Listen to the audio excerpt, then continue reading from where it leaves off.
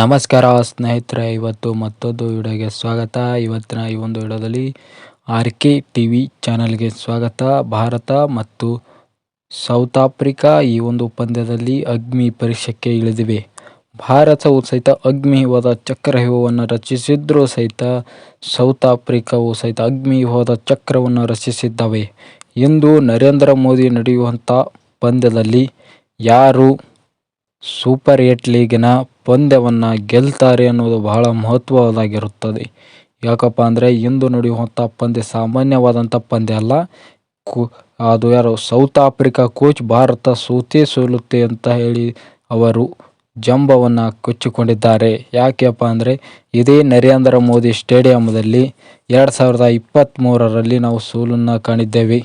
ಯಾಕೆಪ್ಪ ಅಂದರೆ ನಮ್ಮ ಭಾರತದ ಈಗ ಆಡಿರುವಂಥ 4 ಪಂದ್ಯಗಳು ಒಳ್ಳೆಯ ರನ್ ರೇಟಿಂದ ಗೆದ್ದು ಬಂದರೂ ಸಹಿತ ಸೌತ್ ಆಫ್ರಿಕಾ ಭಾರತಕ್ಕಿಂತ ಒಂದು ಕೈ ಮೇಲೆ ಇದೆ. ಯಾಕೆಂದರೆ ಅವರು ಪಾಯಿಂಟ್ ಟೇಬಲಲ್ಲಿ ಪರ್ಸೆಂಟೇಜ್ ಕಮ್ಮಿ ಇದ್ದರೂ ಸಹಿತ ಅವರು ನಮಗಿಂತ ಬಲಿಷ್ಠರಾಗಿದ್ದಾರೆ. ಯಾಕೆಂದರೆ ಭಾರತ 1ನೇ ಪಂದ್ಯ 29 ರನ್ಗಳಿಂದ ಗೆದ್ದಿದೆ, 2ನೇದು 93 ರನ್ಗಳಿಂದ ಗೆದ್ದಿದೆ, 4ನೇದು 61 ರನ್ಗಳಿಂದ ಗೆದ್ದಿದೆ, 4ನೇದು 17 ರನ್ನಿಂದ ಗೆದ್ದಿದೆ ಭಾರತ. ಆದರೂ ಸಹಿತ ಸೌತ್ ಆಫ್ರಿಕಾ ಭಾರತಕ್ಕಿಂತ ಒಂದು ಕೈ ಮೇಲೆ ಇದೆ. ಯಾಕೆ ಹೇಳಿದಂಥ ಸೌತ್ ಆಫ್ರಿಕಾ ಕೋಚ್ ಹೇಳಿದ್ದೇನು, ಭಾರತವು ಈ ಒಂದು ಪಂದ್ಯ ನರೇಂದ್ರ ಮೋದಿ ಸ್ಟೇಡಿಯಂನಲ್ಲಿ ಆಡುತ್ತಾ ಇರೋದರಿಂದ ಭಾರತ ಸೋಲುತ್ತದೆ ಅಂತ ಹೇಳಿದರು. ಯಾಕಂದರೆ ಇದಕ್ಕೆ ಕಾರಣ ಅಂದರೆ 2023ರ ಸೋಲು. ಅವತ್ತು ಸಹಿತ ನಾವು ಇದೇ ನರೇಂದ್ರ ಮೋದಿ ಸ್ಟೇಡಿಯಂನಲ್ಲಿ ಆಡಿದ್ದೇವೆ. ಸೊ ಹಾಗಾಗಿ 2025ರ ಸರಣಿ ಸೋಲಿನ ನಂತರವೂ ಸಹಿತ ನಾವು ಪಂದ್ಯವನ್ನು ಇದನ್ನು ಗೆಲ್ತೇವೆ ಅಂತ ಹೇಳಿ ಸೌತ್ ಆಫ್ರಿಕಾದ ಕೋಚ್ ಹೇಳಿದ್ದಾರೆ. ಸೊ ಯಾಕೆ ಅಂದರೆ ಅವತ್ತು 2024ರಲ್ಲಿ ಭಾರತ ವಿಶ್ವಕಪ್ ಇದು T20 ವಿಶ್ವಕಪ್ ಆಡಿದಾಗ ಯಾವೊಬ್ಬ ಬ್ಯಾಟ್ಸ್ಮನ್ನು ಸಹಿತ ನಿಂತಿಲ್ಲ. ವಿರಾಟ್ ಕೊಹ್ಲಿ ಅವರ ಒಬ್ಬರೇ ನಿಂತಿದ್ರು ಅವತ್ತು ಆ ಒಂದು ಪಂದ್ಯವನ್ನು ಗೆಲ್ಲಲು. ಸೊ ಅವರೇನು ಭಾಳ ಅಂತರದಿಂದ ಏನು ಭಾರತವನ್ನು ಗೆದ್ದಿರಲಿಲ್ಲ.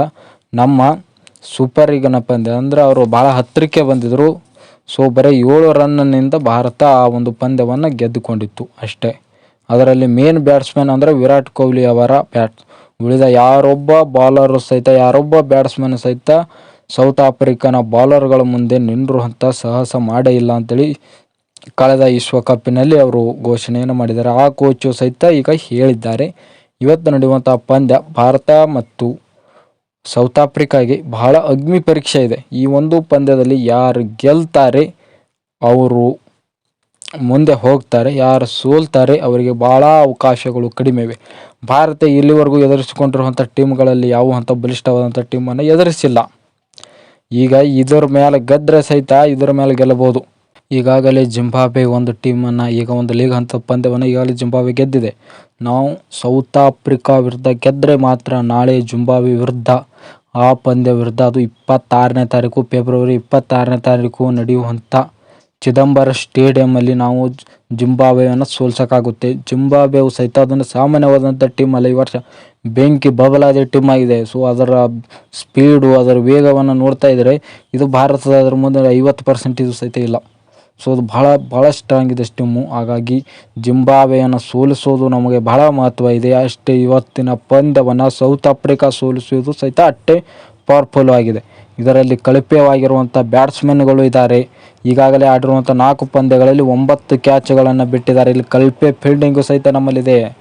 ನಮ್ಮ ಭಾರತ ಟೀಮಲ್ಲಿ ಕಳಪೆ ಫೀಲ್ಡಿಂಗು ಸಹಿತ ಇದೆ. ಇಲ್ಲಿವರೆಗೂ 9 ವಿಕೆಟ್ಗಳನ್ನು ಬಿಟ್ಟಿದ್ದಾರೆ, 9 ಕ್ಯಾಚ್ಗಳನ್ನು ನಮ್ಮ ಚೆಲ್ಲಿದ್ದಾರೆ.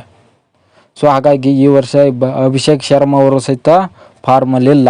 ಮಿಡಲ್ ಆರ್ಡರ್ಗಳಲ್ಲಿಯೂ ಸಹಿತ ಯಾರೂ ಸಹಿತ ರನ್ಗಳನ್ನು ಹೊಡಿತಾ ಇಲ್ಲ. ಸೊ ಇನ್ನು ಬಾಲಿನ ವಿಚಾರಕ್ಕೂ ಬರೋದಾದರೆ ಬಾಲಿನ ವಿಚಾರದಾಗ ಇದರ ಒಂದು ಸ್ವಲ್ಪ ಲೆಕ್ಕಿನಾಗ ಆದರೂ ಇನ್ನೊಂದು ಸ್ವಲ್ಪ ಆಗಬೇಕು. ಯಾಕಪ್ಪ ಅಂದ್ರೆ ಒಂದೊಂದು ರನ್ನು ಸಹಿತ ಈಗ ಒಂದು ಲೀಗ್ ಹಂತದ ಪಂದ್ಯದಲ್ಲಿ ಬಹಳ ಮಹತ್ವವನ್ನು ಪಡೆದುಕೊಳ್ಳುತ್ತವೆ. ಹಾಗಾಗಿ ಇವತ್ತಿನ ಈ ಒಂದು ವಿಡಿಯೋದಲ್ಲಿ ನಾಳೆ ಇಂದು ಸಾಯಂಕಾಲ 7 ಗಂಟೆಗೆ ನಡೆಯುವಂಥ ಪಂದ್ಯದಲ್ಲಿ ಭಾರತ ಗೆಲ್ಲುತ್ತೋ ಅಥವಾ ಸೌತ್ ಆಫ್ರಿಕಾ ಗೆಲ್ಲುತ್ತೋ ಅಂತ ಕಮೆಂಟ್ ಮಾಡಿ ತಿಳಿಸ್ರಿ ಅಂತ ಹೇಳ್ತಾ ಈ ಒಂದು ವಿಡಿಯೋವನ್ನು ಮುಗಿಸ್ತಾ ಇದ್ದೀನಿ. ನಮಸ್ಕಾರ ಸ್ನೇಹಿತರೆ.